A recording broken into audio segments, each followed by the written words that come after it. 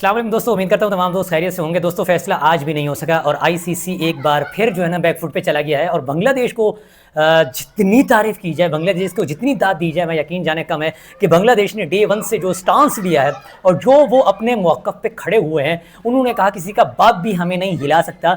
हम day one से कह रहे थे कि हम इंडिया नहीं जाएंगे, तो हम आज भी यही कह रहे हैं, हम इंडिया नहीं जाएंगे। इंडिया जो उखाड़ सकता है उखाड़ ले, आईसीसी जो उखाड़ सकता है उखाड़ ले। हमें डराओ, हमें धमकाओ, हमें नुकसान का कहो, XYZ जो हमें कहो तुम लोग कहते रहो, हमें घंटा फर्क नहीं पड़ता। और इसके बाद आईसीसी और बीसीसीआई को एक बार फिर ऐसे मझधार में बांग्लादेश, यार एक छोटी टीम, उसने फंसा दिया है। और उसके बाद जिस अंदाज से इनके मीडिया चैनल अब वो जिस तरह कहते हैं कि बोल रहे हैं, एक माहौल बना रहे हैं फेक न्यूज़ चला चला कर।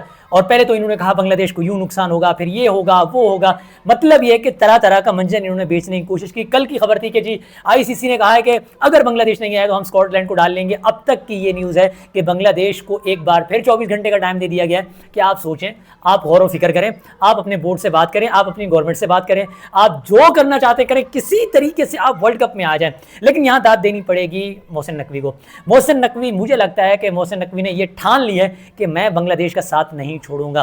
और आईसीसी को लेटर भी लिखा है उन्होंने, और उन्होंने कहा है कि देखें जी हम बांग्लादेश के साथ ज्यादती नहीं होने देंगे। और अब यहाँ पर जो सबसे बड़ी बात निकल कर आ रही है वो ये आ रही है कि इंडियन मीडिया जो है ना वो अब अपने एहसानात गिनवाना शुरू कर चुका है। और वो अब ये कह रहे हैं कि जी बांग्लादेश को टेस्ट स्टेटस हमने दिलवाया और बांग्लादेश के साथ हमने ये किया, हमने वो किया, हमने यूं किया, हमने यहाँ किया। लेकिन जब हमने रिसर्च की, हमने तहकीक की, हम अपनी इंफॉर्मेशन के मुताबिक लाए हैं आप लोगों के सामने। हाँ, इसमें कोई शक नहीं है कि जगमोहन जो थे उन्होंने टेस्ट स्टेटस दिलवाया इस बेस के ऊपर कि वो आईसीसी की कमेटी का हिस्सा थे। लेकिन पस्से पर्दा बैकफुट पे जो काम किया वो सबसे बड़ा काम था आरिफ अब्बासी का, कि जिन्होंने अपने कॉलम्स के ज़रिए, जिन्होंने अपनी डिबेट के ज़रिए, जिन्होंने हर प्लेटफॉर्म के ऊपर बांग्लादेश को टेस्ट स्टेटस दिलाने में बहुत बड़ा और बहुत कलीदी किरदार अदा किया, कि जिन्हें बांग्लादेश का एडवोकेट भी कहा जाता है। मतलब उनको ये बात कहा जाता है कि जिस अंदाज से उन्होंने मुकदमा लड़ा आरिफ अब्बासी ने, वो काबिल तारीफ भी है। इसीलिए उनकी बात साइलेंटली इसलिए रहती है कि उन्होंने पसे पर्दा काम किया था और बांग्लादेश को टेस्ट स्टेटस दिलाने में उन्होंने बहुत कलीदी किरदार अदा किया था।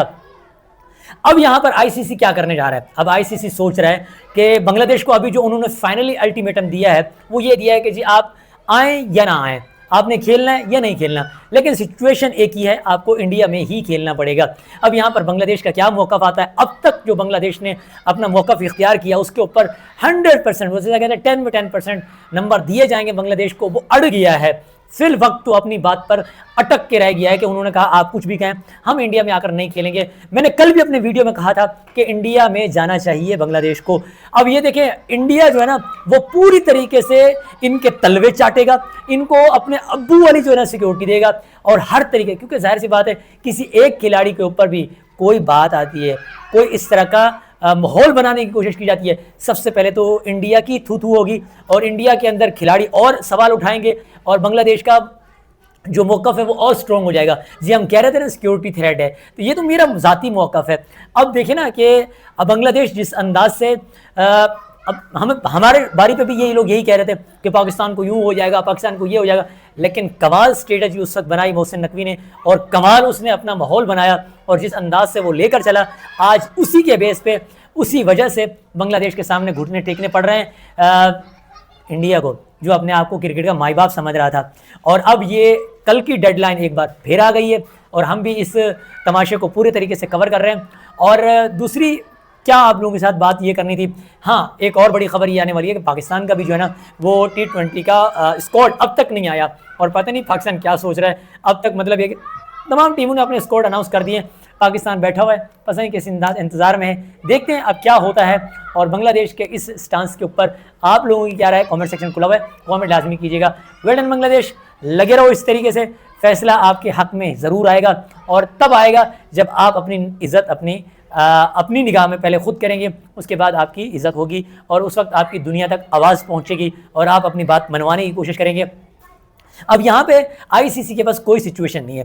देखिए आईसीसी अगर बांग्लादेश को इंडिया में खिलाता है तब भी उसके लिए मसला है, अगर बांग्लादेश को आईसीसी इंडिया से बाहर खिलाता है तब भी आईसीसी के लिए मसला है। और मैं अब यहाँ चाहता हूँ, हमारे कुछ यूट्यूबर कह रहे हैं कि जी पाकिस्तान को अपना माहौल देखना चाहिए, पाकिस्तान को अपनी बात देखनी चाहिए, वो जो मोहसिन नकवी साहब ने तैयारियाँ रोकी हैं वो नहीं रोकनी चाहिए।